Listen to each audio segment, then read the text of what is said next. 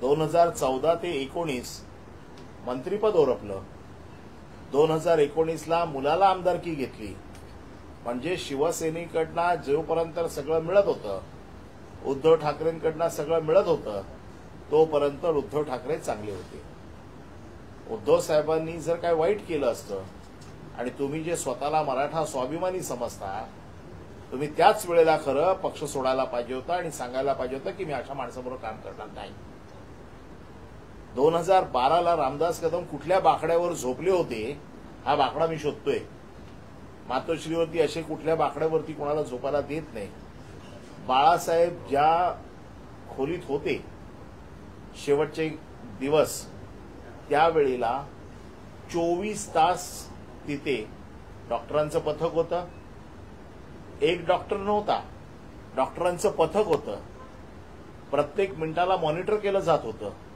तिथे असंख्य लोक भेटायला येत होते आणि सगळ्यांना माहित होतं की बाळासाहेब जिवंत आहेत. बाळासाहेबांची प्रकृती खूप खालावलेली होती, परंतु त्याचं आता राजकारण करायचं आणि सगळ्या गोष्टींना जे महाराष्ट्रामध्ये आता जे प्रश्न उभे राहिलेले आहेत याच्यापासून आमचं लक्ष बाजूला न्यायचं, हा याच्यामधला कुठील डाव आहे.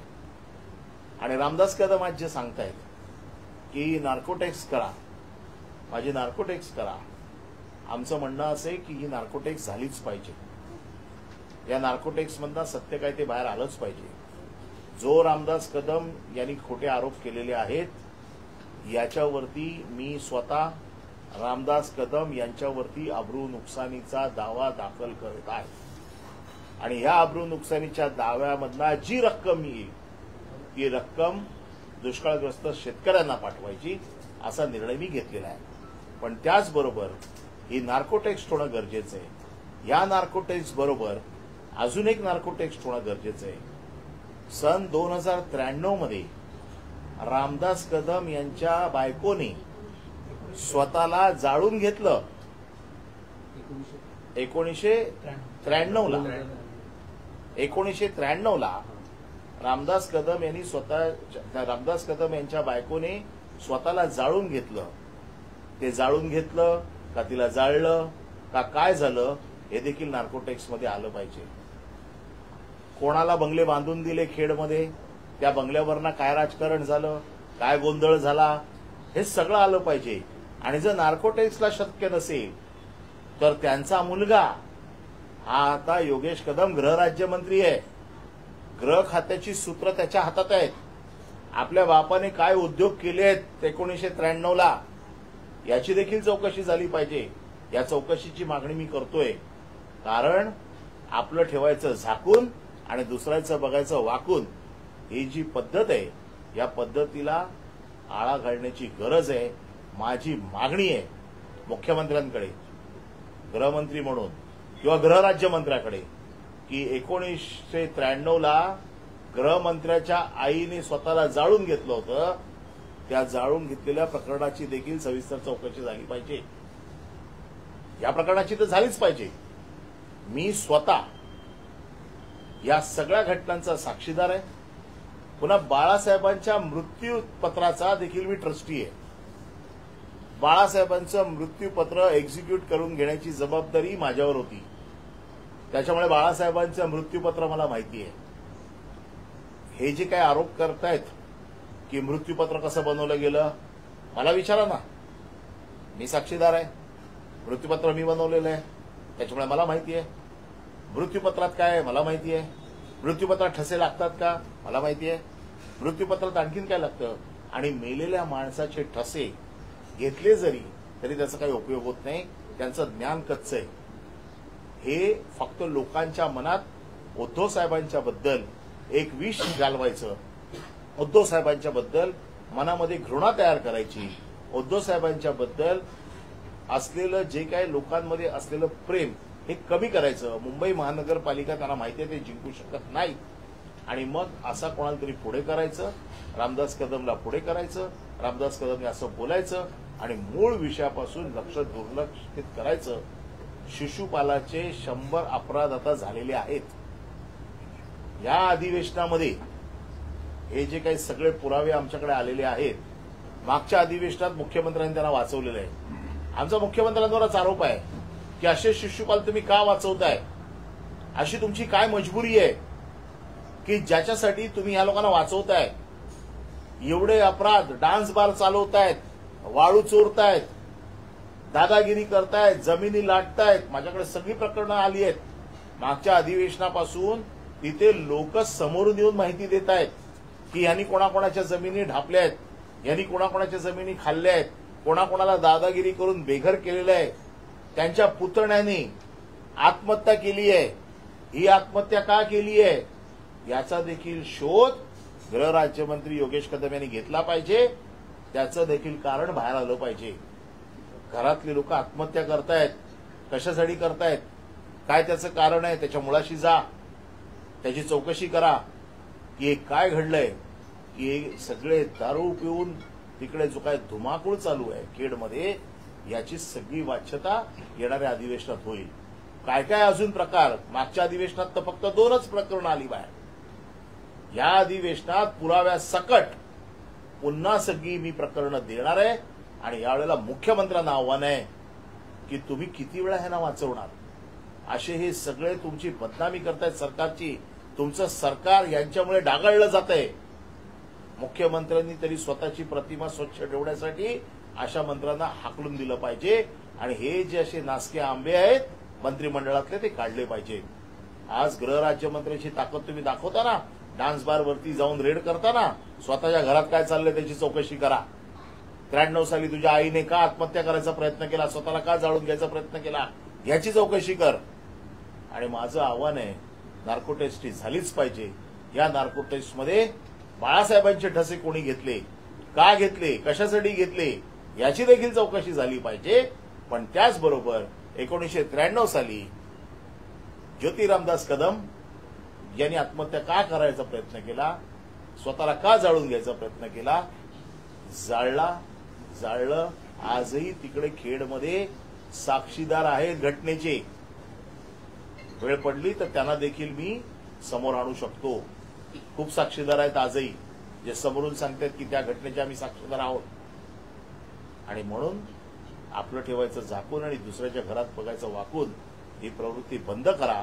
कारण कसं आहे की शक्यतो कोणाच्या घरात जाणं हे आमच्या संस्कृतीला पटत नाही. परंतु बाळासाहेबांसारख्या दैवताच्या मृत्यूबद्दल तुम्ही शंका व्यक्त करताय. आज डॉक्टरांची पॅनल्स तिथे होती, सगळे मुंबईतले तज्ज्ञ डॉक्टर तिकडे हजर होते. मोठ्या मोठ्या डॉक्टरांच्या समोर या सगळ्या चाचण्या होतात. आणि मृत्यू जाहीर करण्याचा अधिकार हा डॉक्टरांचा असतो.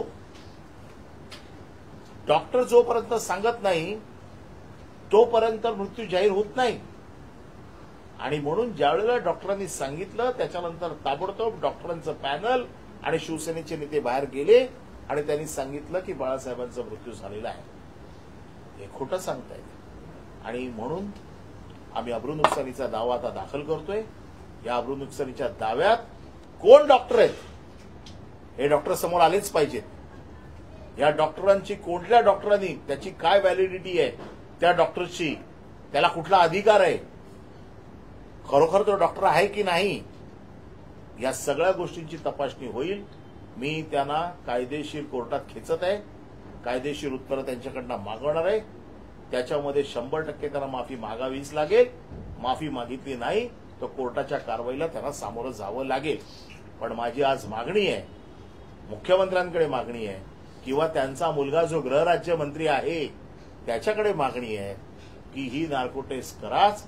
पण या नार्को टेस्टमध्ये माझ्या स्वतःच्या आईला का जाळलं किंवा तिने स्वतः का जाळून घेतलं याची देखील नार्को टेस्ट झाली पाहिजे. त्याच्या बाबतीत देखील लोकांच्या मनात शंका आहेत, त्या शंका दूर झाल्या पाहिजे. या संदर्भात ते म्हणतात की मला जाहीर करावं लागलं की बाळासाहेबांचा मृत्यू झालेला आहे, त्याचा दावा आहे. ते कोण आहे? ते नेते होते. ज्या वेळेला सगळे नेते गेले त्यावेळेला असं ठरलं बाळासाहेबांचा मृत्यू झालेला आहे हे जेव्हा डॉक्टरांनी सांगितलं त्यावेळेला शिवसेनेचे नेते, त्याच्यामध्ये सुभाष देसाई होते, त्याच्यामध्ये संजय राऊत होते, त्याच्यामध्ये रामदास कदम होते, त्याच्यामध्ये दिवाकर रावते होते, आम्ही सगळे होतो, मी देखील होतो त्याच्यामध्ये. आम्ही सगळे प्रेसच्या समोर गेलो. मातोश्रीच्या गेटवरती तमाम गर्दी होती लोकांमध्ये ही गोष्ट कळावी याच्यासाठी डॉक्टरांचं पथक आणि शिवसेनेचे नेते हे सगळे गेले आणि सगळ्यांनी मिळून तिकडे सांगितलं. हे कोण सांगणार आहे? हे शिवसेनेचे नेते होते म्हणून या सगळ्या नेत्यांबरोबर ते गेले सांगायला. त्यामुळे हा जो काही आरोप केलेला आहे या आरोपाची पुष्टी किंवा या आरोपाचा उघड झालाच पाहिजे. याच्या बाबतीमधलं सत्य बाहेरच आलं पाहिजे. किती कोटींचा दावा नार्कोटेस्टला तयार आहे का? त्यांनी उद्धव ठाकरेंची आणि त्यांची स्वतःची नार्कोटेस्ट असं म्हटलेलं आहे. आमची पुन्हा सांगतोय, मी शिवसेनेची अधिकृत भूमिका सांगतोय, दोघांचीही नार्कोटेस्ट करा, पण त्याच नार्कोटेस्टमध्ये माझा आता आक्षेप असा आहे, जसं रामदास कदमने सांगितलं तर नार्कोटिक्स करा.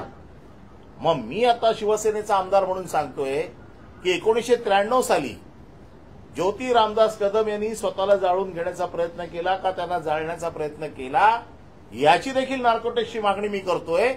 मुख्यमंत्र्यांनी ह्या सगळ्या नार्कोटिक्स मान्य कराव्यात. परब साहेब, रामदास कदम जे म्हणाले की 2 दिवस पार्थिव मातोश्रीत होतं आणि दुसरं हाताचे ठसे घेतले गेले, तर हे नेमकं काय प्रकरण आहे? असं काही घडलं आहे का? 100% खोट आहे. मला एक गोष्ट सांगा की बाळासाहेबांना भेटायला असंख्य गर्दी होती. बाळासाहेबांना भेटायला असंख्य लोकांची गर्दी होती. तुम्ही सगळे प्रेसवाले आहात. कुठलीही बॉडी 2 दिवस अशी ठेवता येते का? कुठलाही मृतदेह 2 दिवस शवपेटीशिवाय ठेवता येऊ शकतो का? रामदास कदमचं अक्कल गुडघ्यात आहे. त्याला जे काय कोणी सांगितलंय ना त्याने हे तरी विचार करायला पाहिजे होता किंवा रामदास कदम यांनी बोलताना विचार करायला पाहिजे होता, कुठलाही मृतदेह 2 दिवस शवागाराशिवाय किंवा शवपेटीशिवाय ठेवता येतो का? कुठलीही इंजेक्शन्स दिली, काही जरी केलं, आणि कुठल्या मुंबईतल्या डॉक्टरची अशी हिंमत आहे, तिथे तज्ज्ञ डॉक्टरांचं पथक होतं. डॉक्टर स्वतःच्या कुठल्याही मेडिसिनल प्रॅक्टिशन जे आहेत मोठे ते असं चुकीचं करतील? ते अशी बॉडी ठेवू शकतात 2 दिवस? आणि त्यामुळे हे खोटे आरोप आहेत. आणि रामदास कदम जे म्हणतायत ना, तुम्हाला माहिती आहे बाळासाहेब हयात असताना बाळासाहेबांनी स्वतःचे मोल्ड बनवले होते. आपल्याला माहिती आहे हे मोल्ड.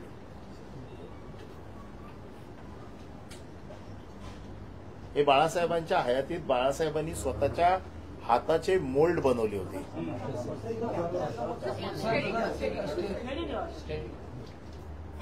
आणि हे मोल्ड कुठे ठेवले ते माहिती आहेत का? आपल्याला माहित असेल, सहाराचं जे स्टेडियम झालं अंधेरीला सगळ्या क्रिकेट प्लेयर्सचं, त्यावेळेला हे मोल्ड तिकडे बनवले होते बाळासाहेबांच्या हयातीत. त्यानंतर हे मोल्ड उद्धव ठाकरे यांच्या मुख्यमंत्री निवासी वर्षा बंगल्यामध्ये जिथे उद्धव ठाकरे बसायचे त्याच्या पाठीमागे ठेवले होते. हे मोल्ड बाळासाहेबांच्या हयातीत बाळासाहेबांनी बनवलेले मोल्ड आहेत.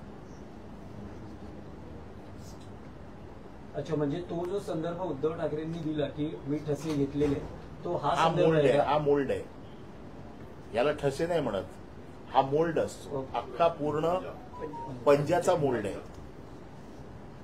रामदास कदम याचं शिक्षण थोडं कमी आहे मोल्ड आणि ठशामधला.